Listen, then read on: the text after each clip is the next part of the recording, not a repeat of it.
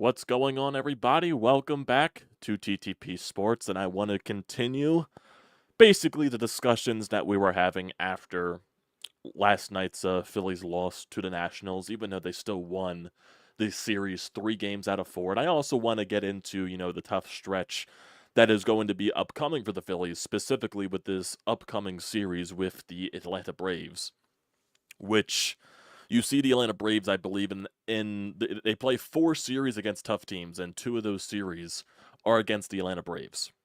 And also to say first and foremost, the Atlanta Braves, they just lost Austin Riley basically for the rest of the season, I believe, with a fractured hand. He's out 6 to 8 weeks, so that is another crucial injury to the Atlanta Braves, just of the ugly season injury-wise that they just keep having.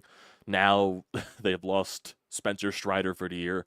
They've lost Ronald Acuna for the year. They've lost Ozzy Albies basically until the end of the season, and basically would be the same thing for Austin Riley. So they're just falling apart injury-wise, but they still have a chance within reach of the division. If they were to win these series against the Phillies, they would be in striking distance. They would basically be right there, neck and neck.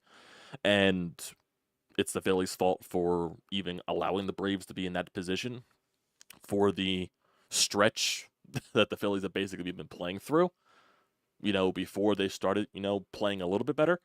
And right now, you have to win the series against the Braves. I'm not demanding sweep. I'm demanding you win the fucking series. Win 2 of 3. And you got to win 2 of 3 consistently, especially in the upcoming series after it. You got to win 2 of 3 against the Braves. That's first and foremost. You got to win 2 of 3 in Kansas City. You got to win 2 of 3 against the Astros at home. And you got to win 3 of 4 against the Braves next week when they play in Philadelphia, because that's a 4-game series. For some reason, the MLB wanted to schedule 3 weekends in a row of 4-game series. I have no idea why that's the case, but you can't control the schedule that is in front of you. You just got to play the games. And it just happens to be another 4-game series next weekend. So, you really can't control anything there. Now, you got to win a series against the Atlanta Braves. So, do it. You have Zach Wheeler on the bump tomorrow. You'll have Aaron Nola on the bump on Wednesday. And you'll have Christopher Sanchez, I would assume, on the bump Thursday, but there's still question marks looming out there with, if he's going to be rested enough with, coming off of a complete game and everything like that. So that's going to be up in the air, but I would assume Christopher Sanchez will be fine enough to make that next start. And then also Ranger Suarez, most likely, it sounds like he's going to return at some point during the Kansas City Royals series. So you're slowly getting back your rotation, even though Taijuan Walker's still a part of that rotation. That is another discussion for another day. We really don't have to explain all of it on how much Taijuan Walker is not a good pitcher, because, like I said, that's a whole other video in itself. That's a whole other pod in itself. But I want to keep going into this Rob Thomson thing, and like I said, even last night, it just, to put it in front of the thing, I still think Rob Thomson is a good manager. He doesn't have the record of the past couple of seasons for nothing. I think he works well with the room.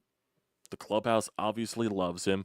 He clicked the right buttons, especially to turn this team's, ever since Joe Girardi was fired and all that stuff, he clicked the right buttons to, help this team kick another gear.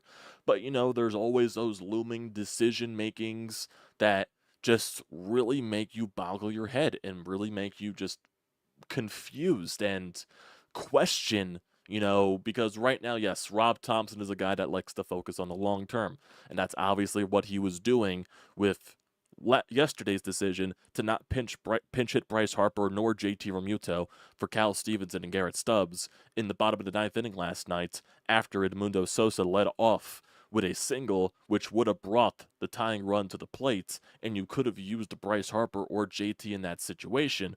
But Rob Thomson chose to go the long-term route, saying that these guys have a day off. I want them to have a full day off. I want them to have a full couple of days of rest, so they'll be good to go for the Atlanta Braves series, because that is more important, and basically just summed up that Rob Thomson didn't really care about losing that final game to the Washington Nationals. And yes, granted, when you're looking at series all across a 162-game season, you're going to lose a game to teams like the Washington Nationals. You're going to lose a game to teams like the Miami Marlins. It's going to happen. But the mindset that I wanted from my manager is, okay, if we are going to lose this game, if the baseball gods want us to lose this game, I'm going to go down with my best guys and put my team in the best possible position to even still be involved in the game. That's not Cal Stevenson. That's not Garrett Stubbs. It's Bryce Harper, that's JT Realmuto, who specifically were in your back pocket, and you just refused to use them. And this is not me. We're a lot of people that are trying to defend Rob Thomson here and trying to look at, oh, it's not a guaranteed win. Why is everyone assuming that you just put Bryce Harper into that position? It's a guaranteed game-tying 2-run shot, or it's a guaranteed Phillies win. Oh, Bryce Harper could easily get out, blah, blah, blah, blah, blah, blah, blah. No, that's not the fact. It's the principle. You want to go down with your best talent. I would have lived and died by Bryce Harper, JT Realmuto getting out. Hell, I've never said once that putting Bryce Harper into the game was a guaranteed win, was a guaranteed tied game. It's not. It definitely is not. But it's definitely a better possibility of happening than having Cal Stevenson at the plate. And even if Bryce Harper just got a single, that would have still been way more beneficial than what Cal Stevenson did. Yes, Bryce Harper could have also grounded into a double play, but I'd still rather take Bryce Harper at the plate over a Cal Stevenson. Garrett Stubbs grounds at the end of the game. I would rather take JT Realmuto up there than Garrett Stubbs. It's the mindset. It's going down with your best talent, putting all your chips into the play to put yourself in the best possible position to succeed. You're not going to succeed with those two guys. And granted, yes, when you're in the playoffs, I hope that we're not going to come to a situation like this where someone has to pinch hit for somebody and Rob Thomson just refuses to do that because Bryce is going to be in the lineup bearing any injury. JT is going to be in the lineup bearing any injury. Kyle's going to be in the lineup. Nick's going to be in the lineup. Everybody is going to be in the lineup bearing any God's forsaken injury at some point. So hopefully we don't have to run into that situation, but then it also becomes creeping into the back of your mind that last year, Game 7 of the NLCS, you have bases loaded with 2 outs, and Rob Thomson refuses to pinch hit for Johan Rojas because of the defense that he provided out there in center field. He went down swinging with Rojas, and you had a prime position to blow the game open against the Diamondbacks to give yourself some confidence there, give yourself a nice cushion, and you just refused to make a decision there, and you went down swinging with Johan Rojas, who was putrid at the plate that entire postseason run, and it came back to bite you in the ass because everyone attacked Johan Rojas with high fastballs, and he was swinging at every high fastball because that was the key to beat him during that postseason run. And Rob Thomson refused to adjust in that situation. Now, like I said, I don't think that's going to come back to bite you in the ass, hopefully, in the inevitable postseason that the Phillies hopefully get into. I'm not saying they're not going to get into the postseason, but, you know, shit can happen. Shit can definitely happen. But it's just the mindset. I get that Rob Thomson is a very precautious type of guy. When someone gets banged up, they're usually not in the lineup. When someone gets banged up, they're usually taking utmost precaution and making sure that guy is fully rested and fully healthy. And I can understand that. I can definitely live by that.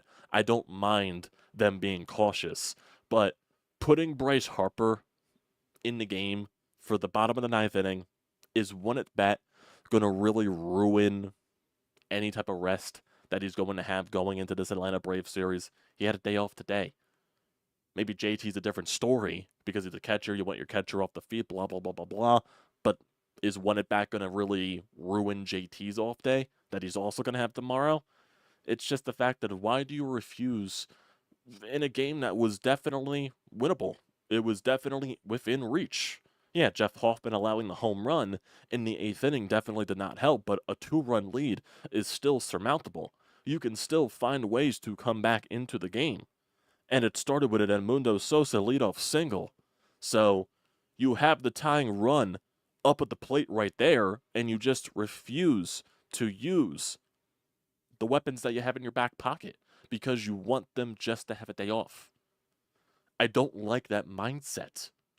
And yesterday, no, it's not with the bullpen decisions and everything like that. Rob Thomson's bullpen decisions yesterday were fine. It was the guys that went out there didn't execute, besides Jose Alvarado, really. Banks, he pitched a couple of innings, didn't execute at the end. Matt Strahm obviously didn't execute because he allowed bases loaded. Even though he only allowed one run, he didn't execute because he allowed the run. Jeff Hoffman, for some reason lately, he's been giving up a lot of home runs. He didn't execute once again. And there's also a stat talking about some of the certain guys in the bullpen and their second half ERAs, and they're not pretty. They're definitely not pretty. Jose Alvarado's ERA, it's a 5.91. Orion Kerkering's ERA in the second half is a 6.55. Matt Strahm's ERA in the second half is a 4.76. And Jeff Hoffman's is a 5.11. So yeah, definitely signs of your bullpen leaking oil, even though I think Jeff Hoffman bounces back from that number. I think Strahm does. Alvarado, I'm still very skeptical of because of the strikeout numbers and the velocity concerns with Alvarado. So I think Hoffman and Strahm can find their ways. Kerkering, yes, still young. He's still trying to figure things out. And Alvarado is just the biggest question mark there. Like I said, with the lack of strikeouts, the strikeout percentage, the strikeout rate really dipping, and his velocity right now this year just does not feel the same. I'm not sure what happened. I'm not sure if it's arm fatigue. I'm not sure if it's, just the usage of over the past couple of years combined.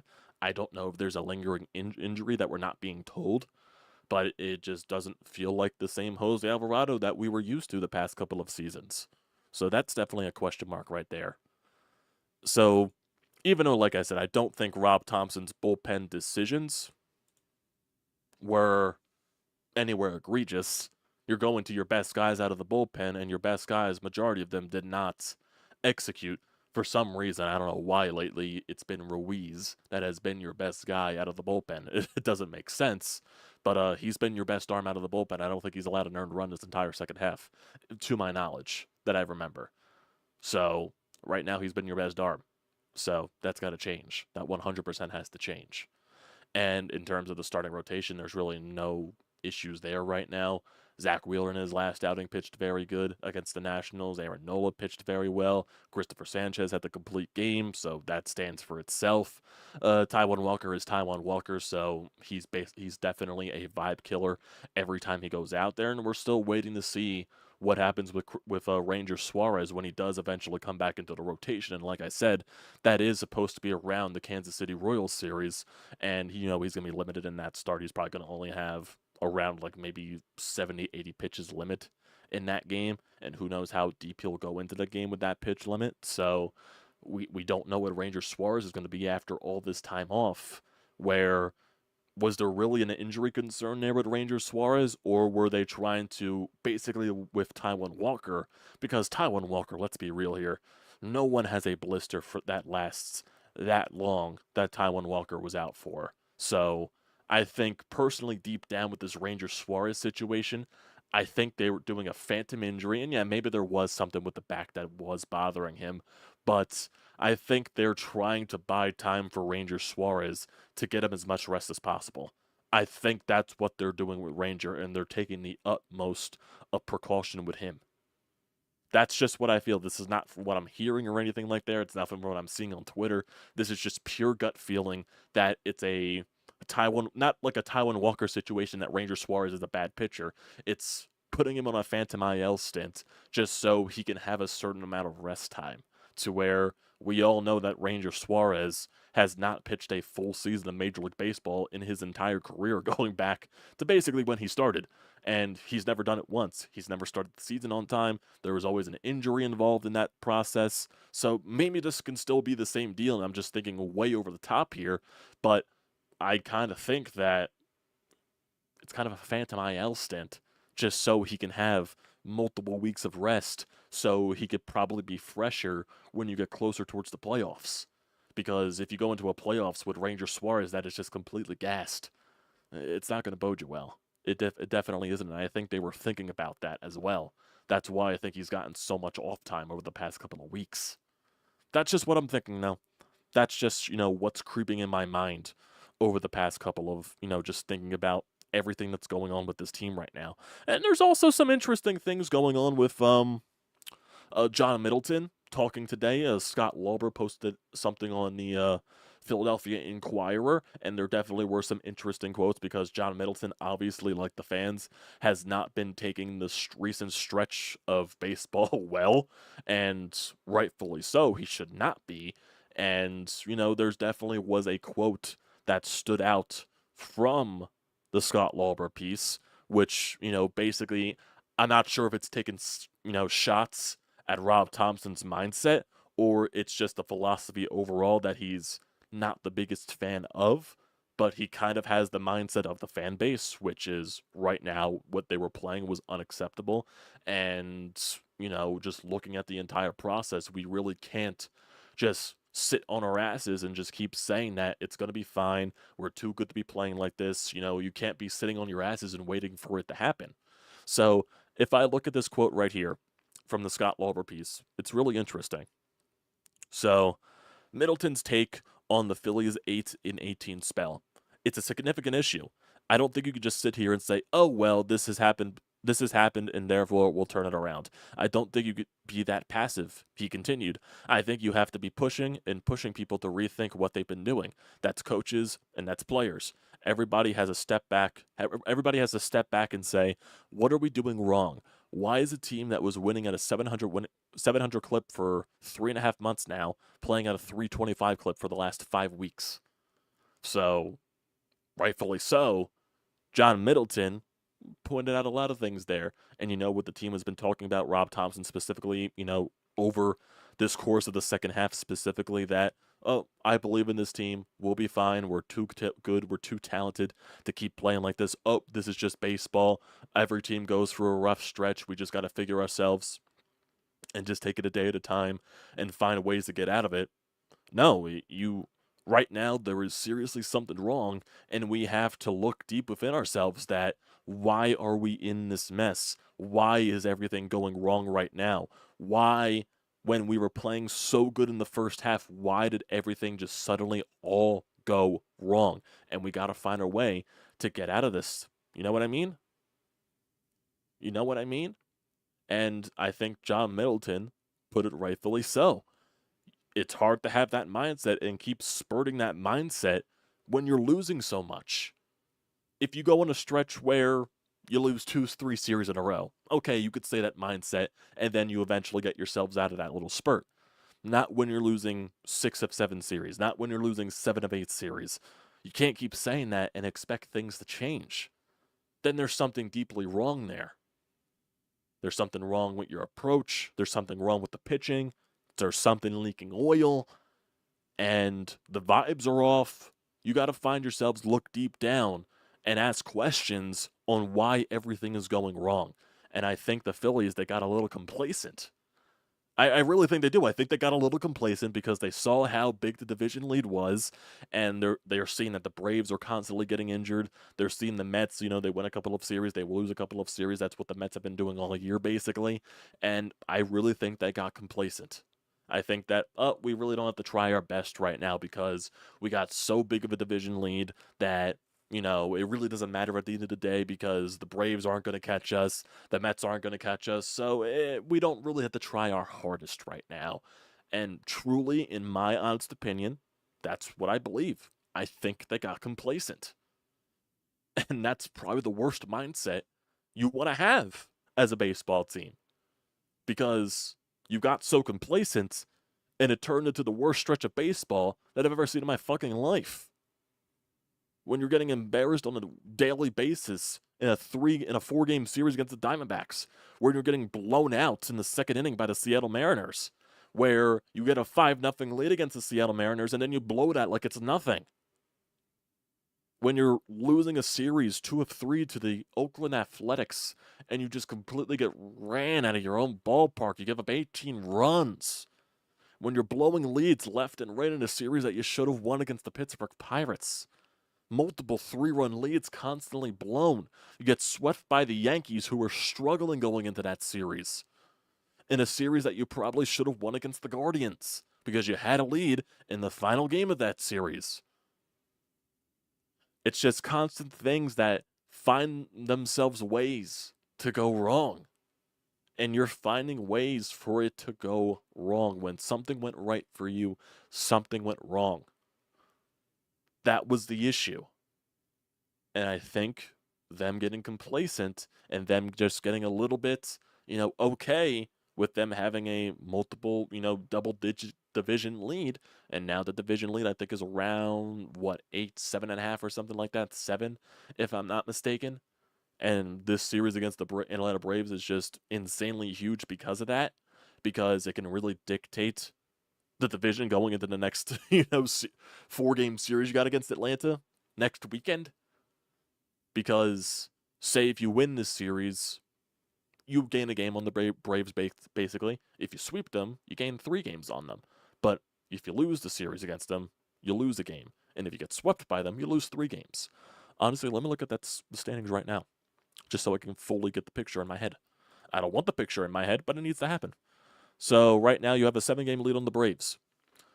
At best, it could be a 10-game lead after this series. At worst, it could be a 4-game lead. And in the middle, you win the series, it's an 8-game lead. You lose the series, it's a 6-game lead. So, yeah, you can't let this team hang around, regardless of how injured they are. They still have the ability to go off. And the Braves, the past couple of series, they won a 4-game series against the Giants, and they won a series against the Los Angeles Angels. So their pitching staff, regardless of Spencer Strider, is relatively healthy. They just got Ronaldo Lopez back, so majority of their pitching staff is healthy. Their bullpen is relatively healthy. It's really just their lineup is what's killing them because of the injuries. And now they just lost Austin Riley for 6 to 8 weeks, so they're not going to have Austin Riley for any of these 2 series against the Phillies here. Not this series that's starting tomorrow, and not for the 4-game series that's next weekend. So that is a huge blow to their lineup. That puts a lot more pressure on Matt Olson. That puts a lot more pressure on Ozuna. It puts a lot more pressure on their lineup, Michael Harris and everything like that. It puts a lot more pressure on that lineup. And, Travis d'Arnaud, Sean Murphy, it's right now they're going to be pressing because, okay, we got to find a way to generate some offense here when we just lost another big piece. So what version of the Atlanta Braves are you going to be getting in this series? Because your bats have to show up. Your bats have been struggling against the Atlanta Braves pitching this year. Ronaldo Lopez, I believe he's been really good this year, to not be mistaken, even though I think he's just coming back off the injury. Yeah, he's 7-4, but a 2.06 ERA. And his last start was on July 28th against the Mets, where he went 3 innings, allowed 0 earned runs, but that's when he left the game injured. So you got to figure something out. You got to figure something out against him, because when he pitched against the Phillies on July 7th, he shut them out. He went 6 innings, only allowed 2 hits and 0 earned runs with 6 strikeouts. And then you're also facing Max Fried, which Max Fried you have been able to handle all year. But then Schwellenbach was also a guy that kind of diced you up a little bit in the last time you saw him. He's got a 4.04 ERA. He's 4-6 on the year. But I believe I remember last time when you faced him, he diced you up. He went 6 innings, allowed 1 earned run, and struck out 6, allowed 7 hits. Didn't allow a single walk either. And that was the time when his ERA was above 5. So he has been pitching better in his past couple of starts. So basically, since that July 6th start against the Phillies, he's allowed 1 earned run to San Diego. He allowed 4 earned runs to the Cardinals, 0 earned runs to the Mets, 3 earned runs to Miami in 7 innings, 2 earned runs to Colorado, and 3 earned runs to the Angels. So take it for what it's worth. You got to find a way to beat him. That's just the bottom line right there. You just gotta. You just have to. There's no ifs, ands, or buts. It's just basic there. And I'm not sure what the pitching matchups will be in that 4-game series against Atlanta and Philadelphia, but you're probably going to be seeing Charlie Morton. You're probably going to be seeing Chris Sale. So I'm not sure. I'm not sure what's going to happen in that series. Because it looks like for the Houston series, it's Aaron Nola, Christopher Sanchez, and Taijuan Walker. So you're probably going to be having a mix of Zach Wheeler, Ranger Suarez. At some point, Aaron Nola might pitch the last game of that series. You might have, I'm not sure, honestly, what would be the case. It would probably be Ranger Suarez. Like I said, I'm not entirely sure. I'm not entirely sure right there. So a lot of question marks. Definitely a lot of question marks right there. So we're going to have to figure that out. But right now, this series is first and foremost. You got to win this series. You got to. I can't be losing another series to the Atlanta Braves. I just can't. I physically can't do that. Because we've lost 2 series so far to them. And the last time we played the Braves, you had a nice win, your offense went off, and then you had a game at Ranger Suarez where Ranger just did not pitch well, and also your offense didn't perform either. But you had a chance to win this series and you just did not, and then you fell flat on your face. I forget who started that game as well on the Sunday. Who was it that made that start? It wasn't Phillips. It wasn't. Oh, it was Mercado. It was Mercado that made that start in that final game against Atlanta where he just allowed so many home runs. My God. My God. It's crazy. Crazy. So, it's just what I'm thinking right now. Insane. Insane. Also, if you guys want to think about something, Seranthony Dominguez looks like he's regained some form in Baltimore. 10 and a third innings pitched, 5 hits allowed, 2 earned runs, 3 walks, 13 strikeouts, and 3 saves. It's an ERA of 1.74 and a whip of .77. Looks like it's worked out for Seranthony, even though, like I said, I still don't have an issue with trading away Seranthony Dominguez. He was part of the issue with the bullpen. He was not pitching well here. So I don't blame Dave Dombrowski in the slightest for moving on with Seranthony. He needed to change the scenery. You gotta, sometimes a change of scenery is needed for some players, and sometimes it works out, sometimes it doesn't. It clearly worked out for Seranthony right here. I know Gregory Soto isn't doing well in Baltimore. I think he has like a 10-plus ERA, if I'm not mistaken. So sometimes it always doesn't work. That's a clear example there. Both of these guys are the clear example of a change of scenery working and a change of scenery not working. So Soto was probably worse off in Baltimore with the way that he's pitching right now. It's insane. It's really insane. But we do have a voicemail here on the Anytime Hotline, so we might as well get to that. And just overall, right now, just thinking about just everything here with the Phillies. And like I said, I do think they have been playing better baseball as of late, especially in the past couple of series, even though they split against the Marlins. They did win the 4-game series against the Nationals, even though I demanded sweep. I did demand sweep of that 4-game series, but I can't accept a 3 of 4. You need to win a series here against a good opponent. You need to win a series here against a good opponent. I don't care how injured they are. You need to win a series against a good team. And the Braves do have good pitching. So you got to beat them.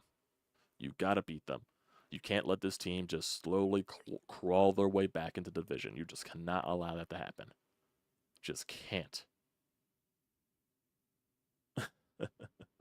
Just can't allow it to happen. You know what I mean? Got to be a young Royals team. Who are their pitchers even going in that series? So Michael Wacha's pitching in the first game against the Phillies. He's 10-6 with a 3.33 ERA.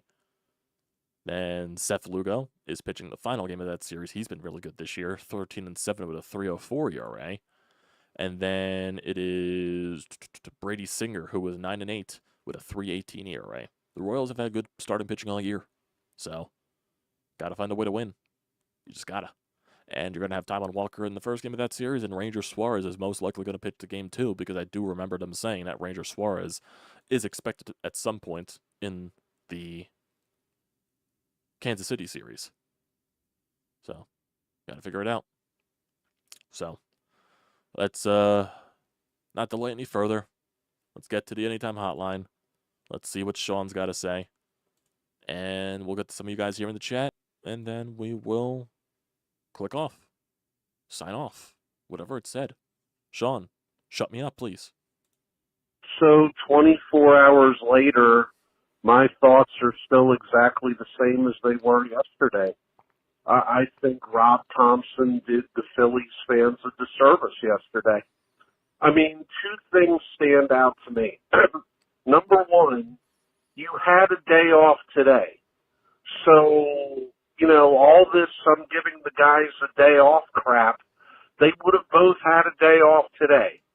Number 2, and most importantly, it's not like in the standings right now the Phillies are up 15 games in the division and 10 to 12 overall for home field advantage, you're in a dogfight. I mean, you haven't solidified anything yet. And I just think, as a fan, I'm pissed that our manager basically is giving the green light to just throwing games away. Like I said yesterday, this is not a babysitting service. This is not a daycare center. I mean, these are grown men. I'm sorry. Bryce Harper should be able to give you one at bat. JT Realmuto should be able to give you one at bat. And this guy's been doing this stuff all year, and if they lose out on home field advantage by, let's say, a game and a half, you look back at nonsense like this and say, hey, our manager let us down, no question about it.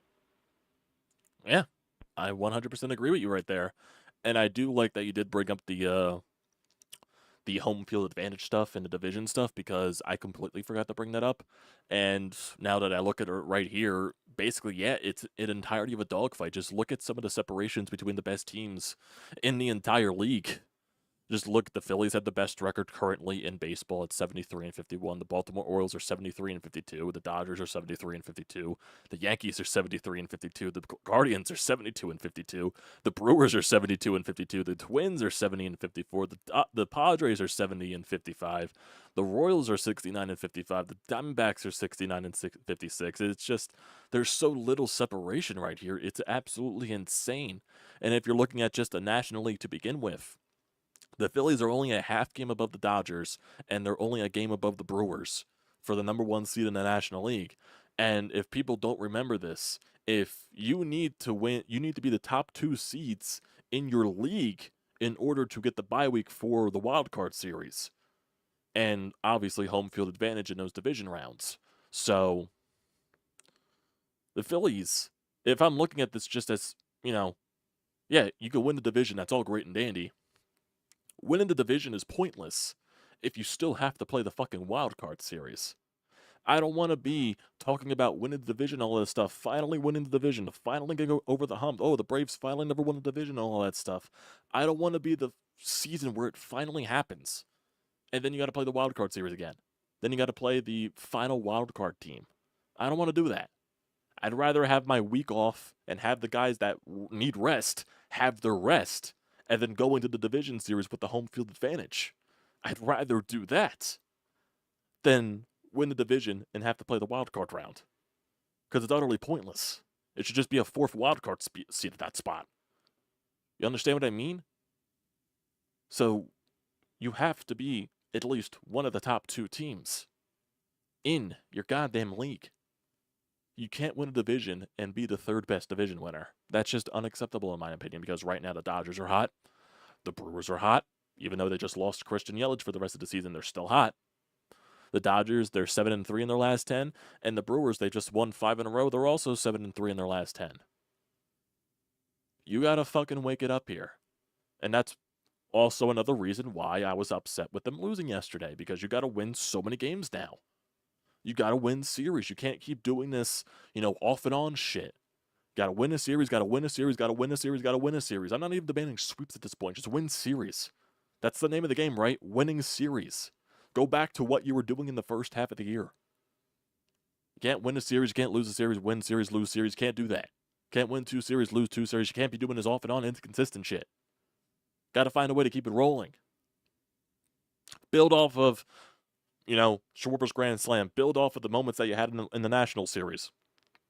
Build off a 3 out of 4 series victory and go into an Atlanta Braves series where a team that is behind you in the standings, granted of how injured they are, go in there and beat their asses. Go into a young Royals team in Kansas City and beat their asses. Rematch of the World Series in 2022 at Citizens Bank Park, get your fucking revenge. And then beat another series against the Braves in your own ballpark. That's what you gotta do. Put as much separation with the division as possible. Fucking start winning again so you can get at least some ground here with the separation in the league standings. The National League standings, that is. Because like I keep saying, it's pointless to win the division if you're just playing the wild card round again. Just saying. Just saying. my personal opinion, it's pointless. It's just a glorified wild card seat again. At the end of the day, that's how I feel, at least. Just is. So, what else is there? Don't think there's anything else. Nope, not seeing anything here. Well, on the Twitter scale. So, let's get to some of you guys here in the chat. Phillies are not going to sweep the road trip, Jose. That is not going to happen. That is not going to happen. If you go on this road trip 4-6, I'll be satisfied. 4-6. 4-6. T games. I usually hate the Phillies, but since they are playing the Braves, I'll cheer for them as a Diamondbacks fan. Okay, then. I appreciate it. Not sure why you're doing it, but I appreciate it. Do you hate the Braves more than the Phillies? That's a question mark right there for you. Literally, I usually don't and won't pull for the Phillies, and I definitely won't pull for Team Diamondbacks either. Braves will limp it to the top of the NL East starting tomorrow. Wheeler is all you got. Nola is like a yo-yo up and down. Okay. Screw it. Are we getting Askarov? I would love to get Yaroslav Askarov, Sean. But some Flyers fans are being pissy about it and saying, oh, why would you give up all this stuff for a guy that's played 3 games in the National Hockey League when he has all the potential in the world? He was a top goalie picked in a couple of drafts ago. Now he's being blocked because the Nashville Predators extended Jose Saros to 8 years, and now he wants out because he believes he's ready to start in the NHL. The Flyers do not have their goaltending situation figured out. It is going to be a tandem of Sam Ersson and Ivan Fedotov. Let Askarov battle for the spot too. Askarov has all the ceiling in the world combined of Ersson and Fedotov. Even higher. Way higher. Askarov's floor is probably what Ersson is right now. Askarov, for as high as he was drafted, he has all the potential in the world. He was probably one of the best Russian goaltending prospects in the past couple of years. Why not take a crack at it? I wouldn't mind. I would love to do that. I would love that in the slightest. Phillies have to get home field throughout the playoffs to have a puncher's chance at winning the World Series. I agree. Off topic, MLB should let the players use the specialized bats all season. The artwork is cool. Reminds me of the goalie mask in hockey. Young kids will love it. Yeah, that would be nice to see. But Rob Manfred is dumb, and he won't allow that for an entire season because Rob Manfred does not like fun. For some reason, the challenge rule for balls and strikes still has not been implemented in Major League Baseball yet. It would literally be the simplest thing to implement. It'll go by quick as ever. You know what I mean? It just would. I don't even think it would take that much to get Askarov. In my personal opinion, Nashville does not have the leverage in this situation. It's a guy that wants out. You're not going to have that much leverage. Trade him Kolosov, trade him like a second-round pick, trade him one of the first-round picks that you got a surplus of. I think you can get that for him. Trade him the Edmonton pick. Trade Kolosov and maybe trade someone else. I don't know. Some people even said trade Ersson. I wouldn't mind that. Get all the Russians in the world. Get all the Russians in the world. I wouldn't mind that whatsoever. Remember when the Los Angeles Kings were nicknamed Flyers West because they had so many former Flyers players and they won the cup because of that? Let's recreate the Flyers brand in the fucking Moscow. Just make it to the entirety of Moscow. Get every Russian player possible. Michkov, Kolosov, Askarov, Zamula, anyone else. Eventually get Demidov. That's never going to happen. Get Ovechkin on his last leg. And Malkin on his last leg. Find every Russian player possible.